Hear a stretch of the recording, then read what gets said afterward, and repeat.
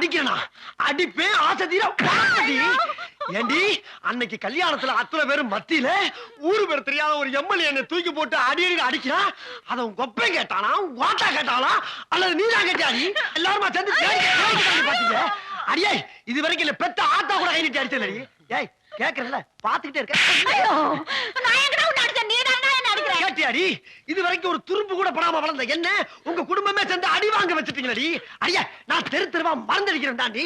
ஆனா மானத்தை அதனாலதான் உங்க அப்பே கொடுத்த பட்டி வட்டியை மூஞ்சில தூக்கி எறிஞ்சிட்டு வந்துட்டேன். ஆனா உங்க அப்பே ரோஷன் கட்டவன் மானம் கட்டவன்.